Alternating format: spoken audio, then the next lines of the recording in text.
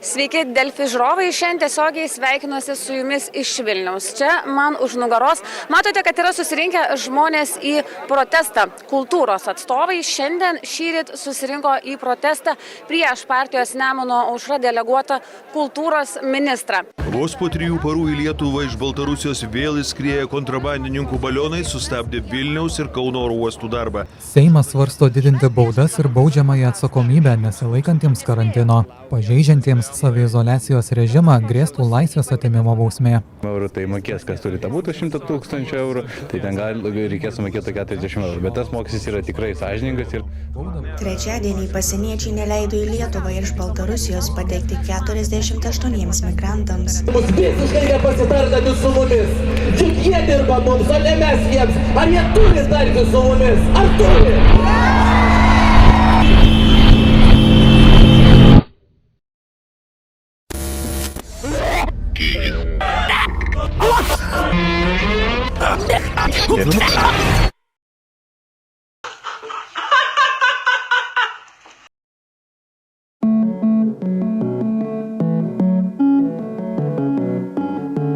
Tarp Lietuvos interneto veikėjų, influencerių ir nuomonės dylerių turbūt nėra labiau kontroversiškos personos nei Laurynas Būrovas, pravarde Maibachas.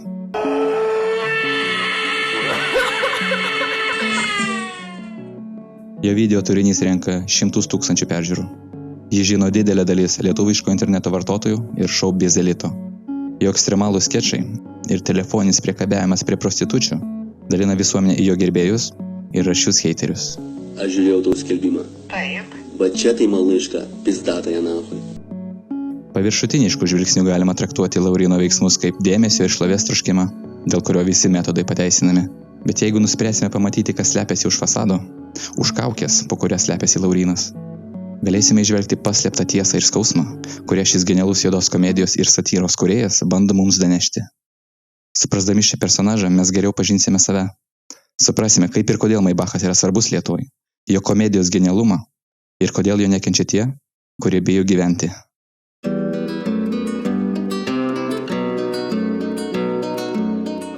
Vulgarūs juokeliai. Dieną reikia skambinti. Iššaukit kristalo, atsičiūhinsit. Piktavališki pokštai. Uždarysit, važiuok, uždarysit.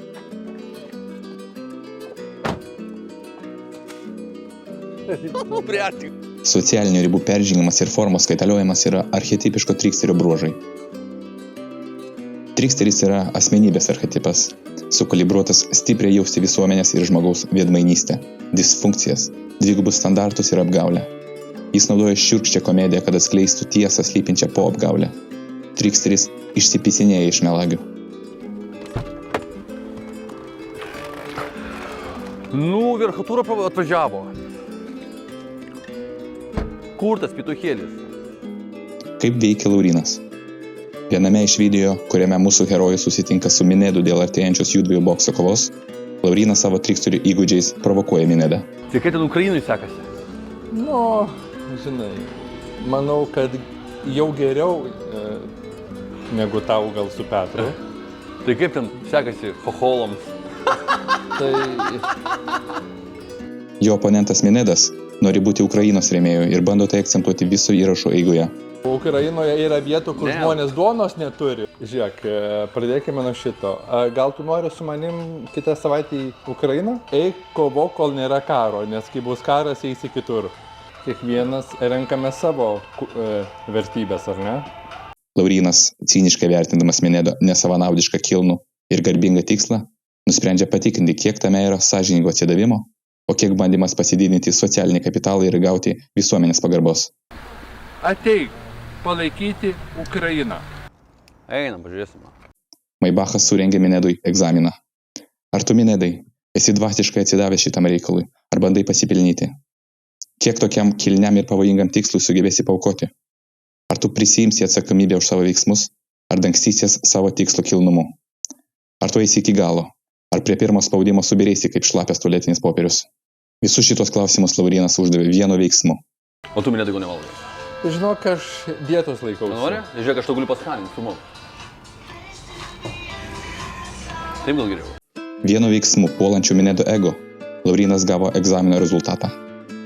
Menedas pradėjo dangstyti savo sužeistus jausmus konceptais, kaip pagarba maistui, patriotizmu ir pasyviai agresyviais sakiniais. Tai šitaip elgėsi žmogus su maistu, kol dar maisto turi. Ukrainoje yra vietų, kur žmonės duonos neturi. Tai kad, žinok, nėra ko ir atsakyti tau. Žiūrėk, susikištų savo tos klausimus ten, kur tau nesueina. Žiūrėk, aš neatsakinėsiu į jokius tavo klausimus. Kai baigsi tyčiotis iš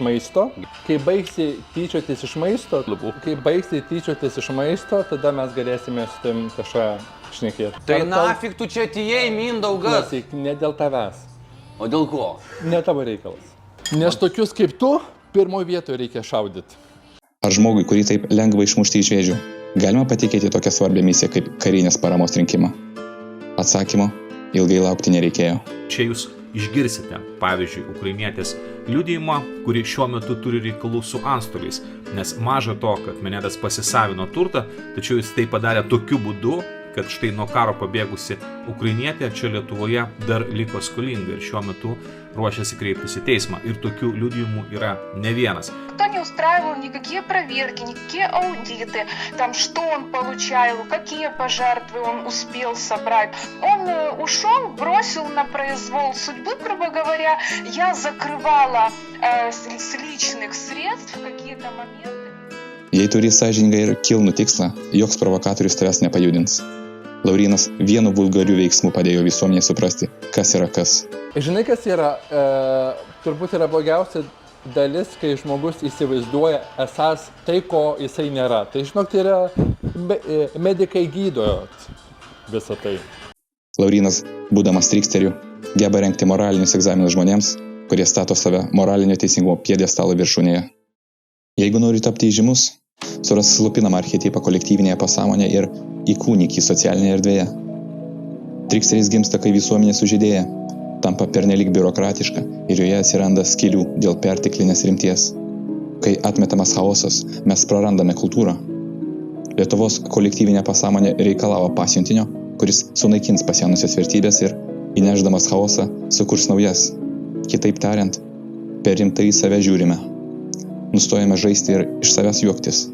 Mums reikėjo pikto klauno, kuris mums palaikys veidrodį. Ir likimas išgirdęs mūsų užgoštus poreikius, atsiuntė savo čempioną.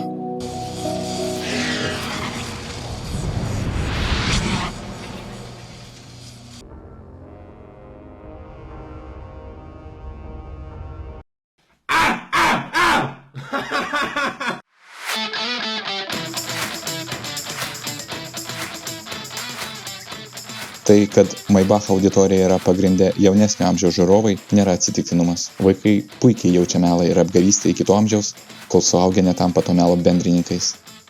Maybachą mėgsta ta amžiaus auditorija, kuri tik įžengia į suaugusiųjų pasaulį. Jis išjuokė brukamas netiesas, kurias stipriai jaučia vaikai.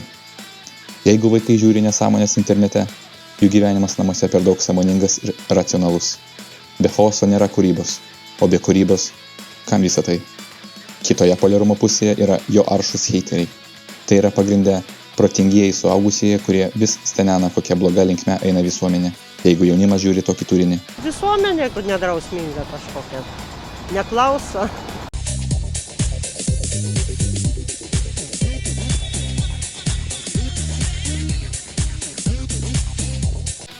Kuo stipriau žmogus bijo gyventi, tuo labiau pyksta ant tų žmonių, kurie parodo, kad gali būti kitaip. Kuo daugiau uždraudi savo, to gilesnė baimė ir neurozė, to didesnė neapykanta išsišokėliams. Užsimarinavusi pasaulyje žiūra, suakmenėja jausmai ir vietoj gyvo sielo vandens tvyranti pelkė. Jie yra aršiausi triksterio priešai, bet kartu ir didžiausi jo gerbėjai. Bet būtent jų kolektyviniai maldai Laurynas buvo mums pasiustas. Jiems sujudinti triksterį ir skirti. Jeigu bijote skristi lėktuvu, turbūt nemėgstate ir Maybacho. Bijote nemirti, o kad nespėjote gyventi. Tik vaikai bus įleisti į Dievo karalystę. Būkime kaip vaikai.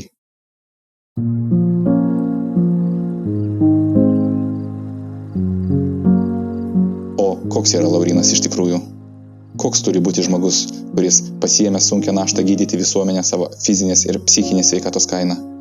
Kodėl Laurynas atsisako tylėti ir dalyvauti kolektyvinėje mele, nuleidžiant savo reputaciją į unitazą? Aš mėgstu žuvį mėsą picos, blė.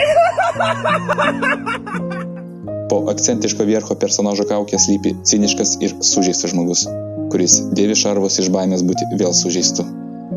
Žmogus, kuriam trūksta nekalto ir naivaus pasitikėjimo kitais, meilės ir priklausimo. Vierchas apgaudinėja kitus ir didžiausia jo apgavystės auka tapo Laurynas Burovas.